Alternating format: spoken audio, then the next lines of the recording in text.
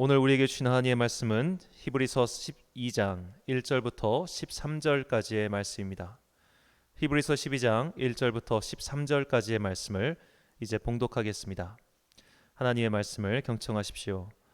이러므로 우리에게 구름같이 둘러싼 허다한 증인들이 있으니 모든 무거운 것과 얽매이기 쉬운 죄를 벗어버리고 인내로서 우리 앞에 당한 경주를 하며 믿음의 주여 또 온전하게 하시는 이인 예수를 바라보자. 그는 그 앞에 있는 기쁨을 위하여 십자가를 참으사 부끄러움을 개의치 아니하시더니 하나님 보좌 우편에 앉으셨느니라. 너희가 피곤하여 낙심하지 않기 위하여 죄인들이 이같이 자기에게 거역한 일을 참으신 일을 생각하라. 너희가 죄와 싸우되 아직 피 흘리기까지는 대항하지 아니하고 또 아들들에게 권한 것 같이 너희에게 권면하신 말씀도 잊었도다. 일러스되 내 아들아 주의 징계하심을 경히 여기지 말며 그에게 꾸지람을 받을 때에 낙심하지 말라. 주께서 그 사랑하시는 자를 징계하시고 그가 받아들이시는 아들마다 채찍질하심이라 하였으니 너희가 참음은 징계를 받기 위함이라. 하나님이 아들과 같이 너희를 대우하시나니 어찌 아버지가 징계하지 않는 아들이 있으리요. 징계는 다 받는 것이거늘 너희에게 없으면 사생하여 친아들이 아니니라. 또 우리 육신의 아버지가 우리를 징계하여도 공경하였거든 하물며 모든 영의 아버지께 더욱 복종하며 살려하지 않겠느냐. 그들은 잠시 자기의 뜻대로 우리를 징계하였거니와 오직 하나님은 우리의 유익을 위하여 그의 거룩하심에 참여하게 하시느니라. 무릇 징계가 당시에는 즐거워 보이지 않고 슬퍼 보이나 후에 그로 말미암아 연단받은 자들은 의와 평강의 열매를 맺느니라. 그러므로 피곤한 손과 연약한 무릎을 일으켜 세우고 너희 발을 위하여 곧은 길을 만들어 저는 다리로 하여금 어그러지지 않고 고침을 받게 하라. 아멘. 믿음의 체력 단련이라는 제목으로 하나님의 말씀 선포하겠습니다. 제가 어깨가 안 좋아서 얼마 전에 헬스장에 등록을 해서 이제 개인 레슨을 받은 일이 있었습니다. 죄송합니다. 이게 안 잠기네요. 이 헬스장에서 이제 오랜만에 그 개인 코치를 받았는데 사실 처음 있는 일이었습니다. 근데 이제 저는 나름대로 열심히 한다고 하는데 이 코치의 눈에는 제가 열심히 안 하는 것처럼 비쳤나 봅니다. 그래서 어느 날 갑자기 그 코치가 저를 혼내는 거예요. 더 열심히 좀 하시라고. 제가 그 말을 들으면 굉장히 황당했습니다. 아니 당신은 하루 종일 이 헬스장에서 일을 하는 사람이고 나는 다른 일을 하다가 여유 시간을 내서 와서 겨우 운동을 하는데 어떻게 당신의 나와 운동량이 다른데 나보고 운동을 적게 한다고 할 수 있을까? 일주일에 3번 이상씩 가면서 거의 2시간 가까이 운동을 하는 것 같은데 그러면서 속으로 굉장히 좀 화가 좀 났습니다. 자, 그렇게 코치와 대화를 마치고 나서 집으로 돌아오는데 문득 이 대화가 목사와 성도 사이의 대화 같다는 생각이 들었습니다. 목사들도 성도를 소위 말해 갈굴 때가 있지요. 더 열심히 하시라. 더 열심히 봉사하시라. 왜 성경 공부 안 오시냐? 새벽 기도 나오셔라. 금요 기도에서 기도 좀 하셔라. 그런 식으로 성도에게 다양한 요구를 하고 성도를 더 채찍질하고 훈계하는 경우가 종종 있습니다. 그때 물론 선하신 성도님들은 그런 생각을 안 하시겠지만 뭐 이런 생각을 하시는 성도님도 있을 것 같아요. 목사님, 당신은 직장이 교회잖아요. 교회 나가는 게 출근하시는 거잖아요. 저희는 바깥에서 다 일하다가 힘들게 지친 몸으로 교회 오는 건데 왜 자꾸 우리를 닥달하세요? 그런 마음이 성도들에게 혹시 있지 않겠습니까? 물론 그렇게 말씀하신 성도는 아직까지 제가 보진 못했지만 성도님들 중에 분명히 어떤 목사가 과하게 요구하는 것에 대해서 피곤함을 느끼는 분도 분명 계실 거라 그런 생각을 했습니다. 자, 코치와의 대화는 이것이 끝이 아니었습니다. 이제 개인 코치를 마치는 마지막 날 하루 전에 제가 체지방 측정이라는 걸 해봤습니다. 인바디 측정이라고 하죠. 그렇게 해서 이제 이 코치와 함께 운동 시작하기 전에 체지방 측정한 것과 운동을 마친 이후에 체지방 측정한 결과를 보고 제가 깜짝 놀랐습니다. 하나도 달라진 게 없었습니다. 그러니까 제 나름대로는 굉장히 열심히 운동한다고 운동을 했는데 사실 그 운동이라는 것이 저를 더 나아지게 발전하게 만든 것이 아니라 겨우 현상 유지할 정도밖에 안 됐던 겁니다. 그 운동 과정을 옆에서 지켜보고 있던 코치는 이렇게 운동하면 현상 유지밖에 되지 않으니까 더 열심히 하라고 저를 채찍질한 것이었죠. 제가 그것을 모르고 굉장히 기분 나빠했던 것이었습니다. 자, 믿음 생활도 이와 똑같다는 생각이 들었습니다. 우리는 나름 자기가 괜찮은 신앙인이라고 생각합니다. 이렇게 새벽기도 열심히 하면 괜찮은 신앙인이지. 이렇게 금요일 밤마다 기도하면 나는 꽤 훌륭한 신앙인이지. 거기다가 주일 성수 빠지지 않고 주일에 봉사하고 심지어 11조 생활까지 빠지지 않고 한다면 나는 정말 상받아 마땅한 신앙인이지. 그런 생각을 합니다. 그러나 옆에서 당신의 신앙생활을 바라보고 있는 목회자의 눈은 좀 다를 수 있겠죠. 그럼에도 불구하고 한 단계 더 올라가길 바라는 마음, 그럼에도 불구하고 그 성도가 한 단계 더 성장하길 바라는 마음, 그 마음이 있기 때문에 목회자는 성도에게 더 많은 것을 요구할 때가 있는 겁니다. 자, 우리는 이미 구원받은 백성입니다. 이미 구원받았기 때문에 지금 우리가 현 상태를 유지하기만 해도 우리는 구원받는데 사실 아무런 지장이 없습니다. 그렇다면 하나님께서는 어째서 오늘 우리에게 더 열심히 달리라고 하시는 걸까요? 오늘 본문 1절 말씀을 또 읽겠습니다. 이러므로 우리에게 구름같이 둘러싼 허다한 증인들이 있으니 모든 무거운 것과 얽매이기 쉬운 죄를 벗어버리고 인내로써 우리 앞에 당한 경주를 하며. 아멘. 여기서 경주라고 번역한 헬라어는 트렉소입니다. 여기서 나온 영어 단어가 달리기 시합장인 트랙입니다. 자, 이 트랙소는 달리기 경기를 말하기도 하지만 속도를 내서 나아가다는 뜻도 있습니다. 자, 우리가 믿음의 길을 갈 때 그냥 걸어가도 됩니다. 혹은 잠시 멈춰서 있을 수도 있습니다. 넘어지거나 후퇴하지 않으면 그걸로 되는 건 아니겠습니까? 혹은 이탈하지 않으면 될 텐데 오늘 히브리서 기자는 우리에게 굳이 이것을 경주라고 표현하고 있습니다. 앞으로 나아가고 그냥 나아가는 게 아니라 달려가서 나아가라는 겁니다. 우리가 달리기를 계속하기 위해서는 체력이 필요하죠. 체력이 없으면 달릴 수가 없습니다. 즉 우리가 이 믿음의 경주를 하기 위해선 믿음의 체력 단련이 필요하다는 것이죠. 이 믿음의 체력 단련을 위해서 하나님께서 우리에게 하시는 것이 바로 징계와 채찍질입니다. 본문 6절과 7절입니다. 주께서 그 사랑하시는 자를 징계하시고 그가 받아들이시는 아들마다 채찍질 하심이라 하였으니 너희가 참음은 징계를 받기 위함이라. 하나님이 아들과 같이 너희를 대우하시나니 어찌 아버지가 징계하지 않는 아들이 있으리요. 아멘. 그리스의 문학가 니코스 카잔차키스의 일화입니다. 그가 학교에 입학할 때 그의 아버지가 그 아들을, 하나뿐인 아들이었는데 그 아들을 선생님께 맡기면서 선생님께 이런 부탁을 합니다.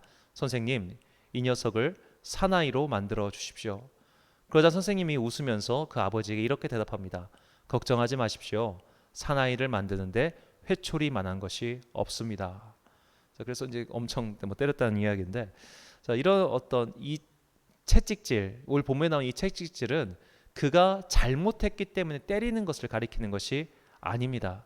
이것은 일종의 훈육과 지도의 방법을 말하는 것이죠. 마치 군인들이 체력 단련을 할 때 이걸 얼차려라고 하는데, 얼차려라는 것이 사실은 굉장히 고통스럽습니다. 막 팔굽혀펴기 몇십 개, 쪼그레뛰기 몇십 개 이런 식으로 육체에 고통을 주는 것이죠. 하지만 그 육체의 고통은 그를 학대하기 위해서 고통을 주는 것이 아니라 그에게 더욱더 강한 체력을 길러주기 위해서 그런 얼차려를 하는 것과 마찬가지입니다. 즉 오늘 본문에서 하나님께서 우리에게 징계하시고 우리를 채찍질 하신다는 것은 네가 너무 죄를 지어서 너를 때려야겠어, 너는 너무 죄인이라 좀 맞아야겠어, 이것이 아니라 네가 앞으로 이 믿음의 달리기, 이 경주를 끝까지 하기 위해서는 믿음의 체력이 필요하니까 내가 너 체력 단련 시켜줄게. 바로 이 말씀입니다. 자, 하나님 보실 때 성도들은 다 어린아이와 같습니다. 그 누가 하나님 앞에서 나 좀 나이가 있어요, 나 좀 신앙 연수가 있어요, 나 직분자예요, 이러면서 핑계를 댈 수 있겠습니까? 어린아이들이 학교에서 혹은 여러 가지 단체에서 징계와 훈계와 채찍질과 단련이 필요하듯이 하나님께서는 그분의 아들들인 아직은 어리고 그리고 영원히 어릴 수밖에 없는 미약한 우리들을 징계하시고 채찍질하시고 훈련시키시고 단련하심으로 이 믿음의 달리기를 끝까지 가게 하십니다. 그렇다면 하나님께서 왜 이렇게 우리를 강하게 그리고 달리기 하게 하시는 걸까요? 바로 믿음의 시련 때문입니다. 본문 4절 말씀입니다. 너희가 죄와 싸우되 아직 피 흘리기까지는 대항하지 아니하고. 아멘. 자, 우리는 세상에 살면서 죄와 싸웁니다. 이 죄라는 것은 어떤 구체적인 악일 수도 있고 유혹일 수도 있고 나태함일 수도 있습니다. 모든 부정적인 것의 총집합을 죄라고 할 수 있겠습니다. 그렇다면 특별히 이 시대에 우리가 맞설 죄는 무엇일까요? 영적인 게으름과 나태함입니다. 자, 코로나가 창궐하면서 비대면 온택트 시대가 열렸습니다. 이제는 직장 근무도 집에서 하는 경우가 많아졌고 학교 수업도 집에서 온라인으로 하고 있죠. 그렇다면 이 비대면 온택트가 과연 대면 시스템보다 더 효율적인가? 직종에 따라 다르겠지만 학교의 경우 이 비대면 온택트가 더 수업의 질이 떨어지고 학생들과의 학력 격차를 늘린다는 것이 이미 증명되었습니다. 그래서 정부는 이런 상황에서도 2학기 때는 전교생이 등교할 수 있도록 방법을 마련하겠다, 그렇게 이야기하고 있죠. 자, 학교의 수업도, 학교라는 것은 그래도 국가의 지원을 받아서 많은 재정을 투입해 가지고 좋은 시스템을 갖춰서 지금 하고 있지 않습니까? 학교의 수업조차도 이 비대면 시대에 그 질이 떨어지고 교육 효과가 떨어진다면 지금 현재 현장 예배를 드릴 수 없고 교회에 나올 수 없는 우리의 영적 상태가 과연 이전보다 나아지고 있겠습니까?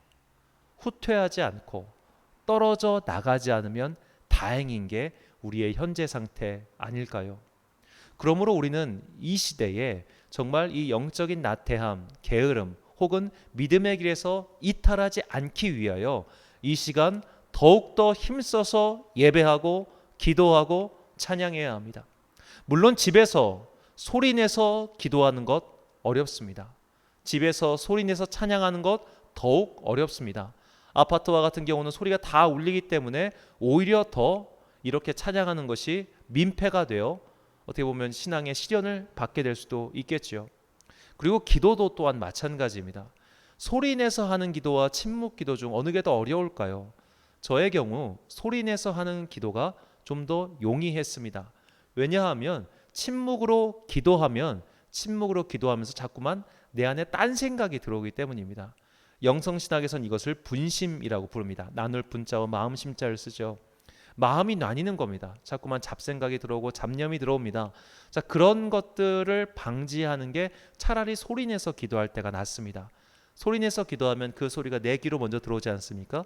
그래가 자꾸 딴 생각으로 흐를 수 있는 내 머릿속 생각을 내 입이 낸 소리가 교정시켜줘요. 그래서 소리내서 하는 기도는 침묵 기도보다 조금 더 용이하다고 저는 개인적인 경험에서 그렇게 생각합니다. 자, 그렇다면 지금 현재 각자의 집에서 혹은 직장에서 스마트폰을 켜놓고 이어폰을 꽂은 상태에서 과연 우리는 소리내서 기도할 수 있을까요? 그렇게 할 수 없죠. 그러다 보니 침묵 기도밖에 할 수 없을 겁니다. 그렇다면 침묵 기도를 하면서 더 깊게 하나님과 교제하기 위해서는 정말 믿음의 훈련이 강하게 되어 있지 않으면 훨씬 더 어렵다는 것이죠. 그러므로 우리는 이 비대면 온라인 시대가 믿음의 훈련의 시대, 믿음의 어려운 시대임을 직감하고 이 영적인 나태함, 게으름과 싸우기 위해서 스스로 채찍질하고 단련해야 합니다. 더 열심히 신앙생활에 몰두해야 합니다.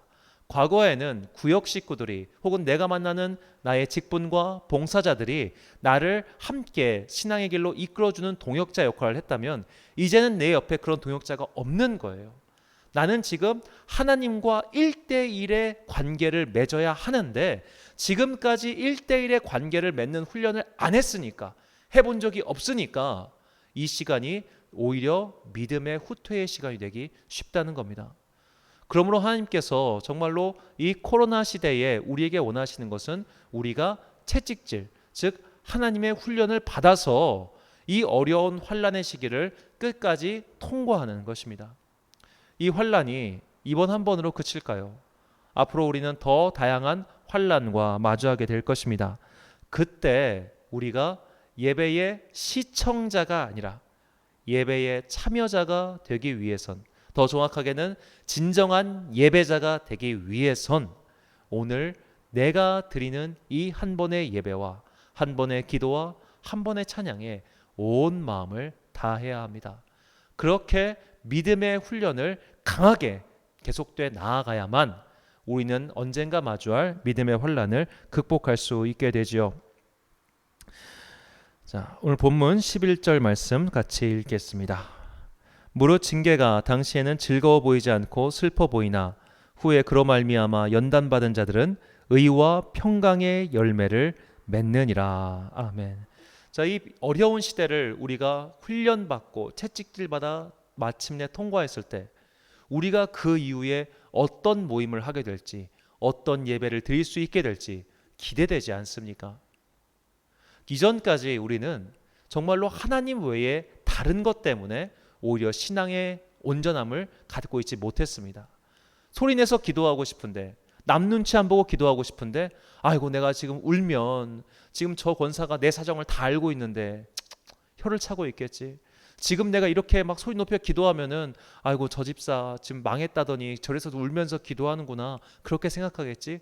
그렇게 누군가를 향한 나의 체면 때문에 하나님께 집중하지 못했던 시간이 분명히 있을 겁니다.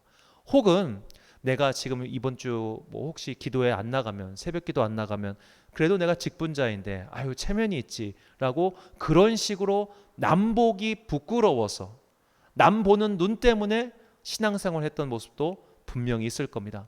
혹은 내 귀가 팔랑귀여서 와, 김 권사님 정말 열심히 신앙생활 하신다, 김 권사님 정말 훌륭하시다, 그런 칭찬을 듣고 싶어서 교회에서 열심히 노력했는지도 모릅니다. 하지만 그 모든 것들이 불가능해진 지금이야말로 내가 하나님만 집중하고 바라봄으로써 이 시간이 마침내 끝났을 때 우리는 이전과는 질적으로 다른 신앙인이 되어 있을 겁니다. 그리고 또 되어 있어야 합니다. 왜냐하면 앞으로 우리에게 닥칠 환란은 더욱더 큰 것들이 많기 때문이죠. 아마 연말쯤 되어야 이 백신 조치가 다 되고 그래서 예배 조치가 많이 풀릴 것도 같습니다. 아마 늦게 봐도 내년쯤에는 각자의 교회로 돌아가서 아름다운 예배를 드릴 수 있겠죠. 그때 그 순간 우리가 예배를 드릴 때 정말로 이전과는 다른 상태, 이전과는 다른 수준의 성도가 되어 의와 평강의 열매를 맺어가지고 그 열매를 주변 다른 이웃과 성도들과 나눌 수 있는 사람, 그렇게 그리스도의 장성한 분량까지 자라가는 진정한 성도, 그 성도가 되기 위하여 오늘 우리는 이 자리에서 훈련하는 겁니다. 이 자리에서 기도하는 겁니다. 이 자리에서 찬양하는 겁니다. 우리가 이렇게 믿음의 훈련을 날마다 거듭해서 나아갈 때 우리는 단지 신앙의 수준을 유지하는 데서 그치는 것이 아니라 이전보다 더 나은 단계로 한 단계 업그레이드하게 될 것입니다. 이 채찍질의 시간을 잘 견디십시오. 이 훈련의 시간을 잘 견디십시오. 어려운 기도를 하고 어려운 예배를 잘 드리십시오. 그리고 이 시간을 견뎌냈을 때 우리는 이전과는 완전히 다른 아름다운 예배를 주님께 드릴 수 있게 될 것입니다. 이 마음을 가지고 우리 함께 찬양하겠는데요. 내 눈 주의 영광을 보내. 우리가 이 시간을 지난 이후에 주님의 영광을 함께 볼 수 있게 되기를 간절히 소망합니다.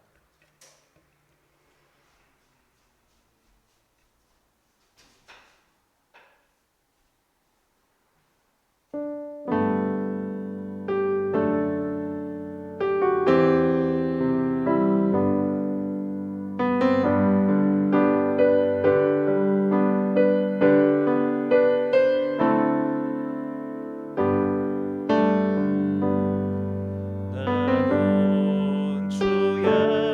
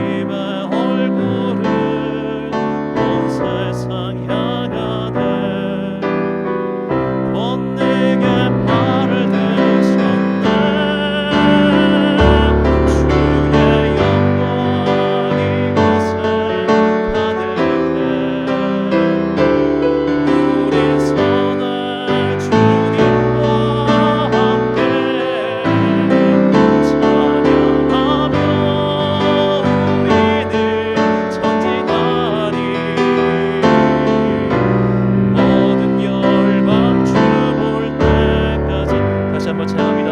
내 눈 주의 영광, 내 눈 주의 영광을 보네. 우리 가운데 계신 주님, 그 빛난 영광 온 하늘 덮어 그 찬송 온 땅 가득해. 내 눈 주의 영광을 보네. 찬송 가운데 서신 주님, 주님의 얼굴을 온 세상 향하네.